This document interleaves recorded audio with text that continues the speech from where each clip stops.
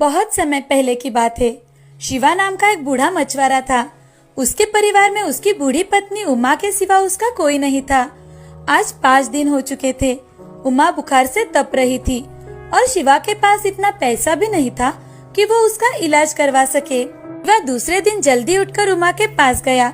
उसके सिर पर हाथ रखकर देखा तो उमा को थोड़ा ही बुखार था। इसीलिए शिवा ने अपना जाल और बाल्टी उठाई और नदी पर मछली पकड़ने के लिए चला गया। नदी पर जाते ही शिवा ने नदी में जाल डाल दिया और मछली फंसने का इंतजार करने लगा। वहाँ शिवा का पड़ोसी रंगा भी मछली पकड़ने के लिए नदी पर आया था। वो नदी के बीचों बीच नाव में चढ़कर जाल डाल रहा था। तभी रंगा को शिवा नदी के किनारे खड़ा दिखाई दिया तो रंगा शिवा से, अरे बाबा, नदी के किनारे खड़े रहकर तो मछली नहीं मिलेगी तुम्हें। आओ नदी के अंदर आ जाओ, तभी अच्छी मछली मिलेगी।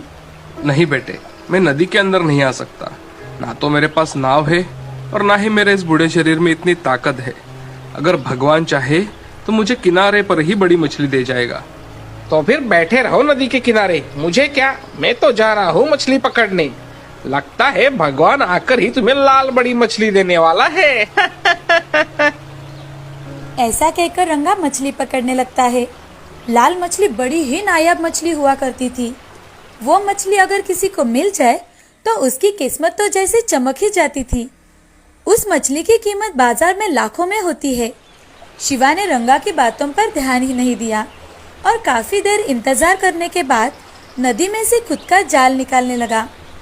उसने जब जाल खींचना शुरू किया तो उसे उसका जाल बहुत ही भारी लगा। लगता है बहुत बड़ी मछली जाल में फंसी है। शिवा ने जोर से जाल को ऊपर की ओर खींचा और बाहर निकाला तो उसका सारा जोश ठंडा पड़ गया। उसने देखा कि उस जाल में मछलियां ना होकर प्लास्टिक की बोतलें, शूज और नदी में फेंकी हुई चीजें थी। वो देखकर शिवा बहुत उदास हो जाता है। ये देख रंगा शिवा से, अरे बाबा, तुम्हें तो बहुत बड़ा खजाना मिल गया है। ऐसे ही खजाना मिलता रहा तो एक दिन तुम जरूर अमीर बन जाओगे। शिवा ने रंगा की बातों पर ध्यान ना देकर जाल में से सारा कूड़ा निकालकर फिर से नदी में जाल डाल दिया और मन ही मन, हे भगवान, इस दुनिया में कैसे लोग हैं जो नदी हमें पानी देती है, जिसे हम माता कहते हैं, उसी में कूड़ा कचरा डाल देते हैं। शिवा ने फिर से नदी में से जाल निकाला तो उसमें छोटी छोटी मछलियां फंसी हुई थी। लगातार मेहनत करने से उसका बूढ़ा शरीर बहुत थक गया था। इसीलिए जो मछलियां फंसी थी उन्हें समेटकर शिवा बाजार में चला जाता है। बाजार जाकर एक जगह पर मछलियां रखकर शिवा ग्राहकों का इंतजार कर रहा था। पूरा दिन बीत जाता है। तभी शिवा खुद से, सोचा था थोड़ा पैसा आ जाएगा तो उमा के लिए थोड़े फल और दवाई लेकर जाऊंगा।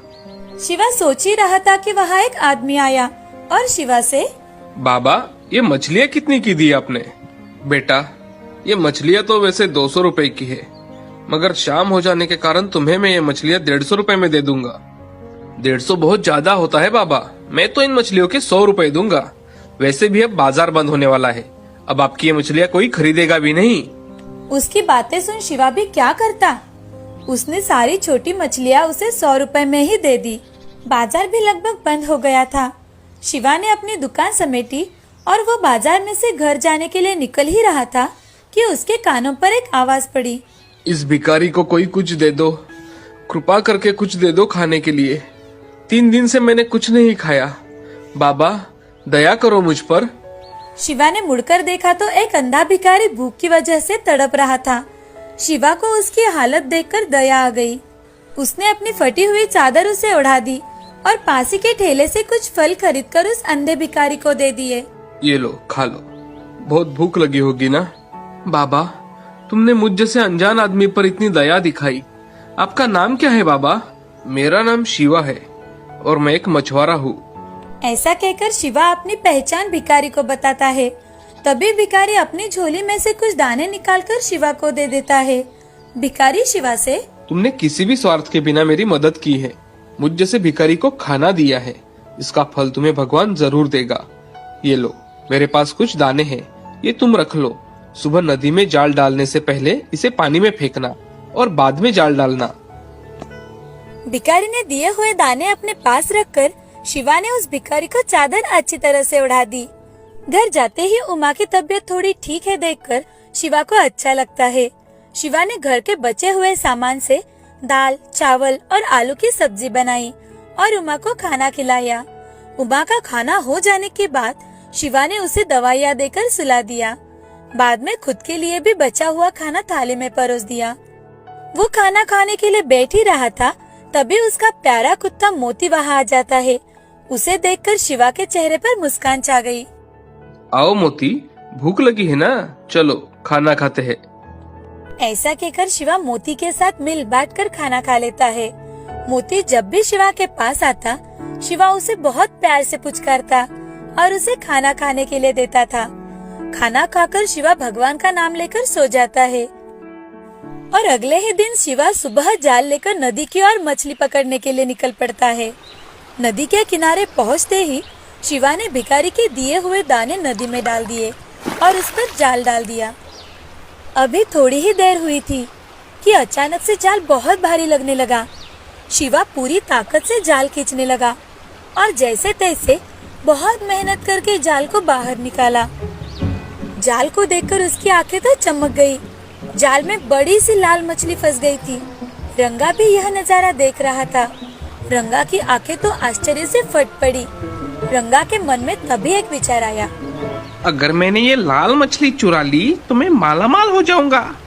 इस बूढ़े शिवा से मुझे ये मछली चुरा लेनी चाहिए। ऐसा कहकर रंगा शिवा के पास चला जाता है। शिवा तो जैसे तैसे मछली घर लेकर जा रहा था, तभी शिवा को रंगा पीछे से धक्का देता है। शिवा नीचे जमीन पर गिर जाता है। तभी शिवा लोगों से, बचाओ बचाओ, ये रंगा मेरी मछली लेकर भाग रहा है, बचाओ, कोई है। शिवा की आवाज दूर दूर तक सुनाई ना देने के कारण उसकी मदद करने के लिए कोई नहीं आया।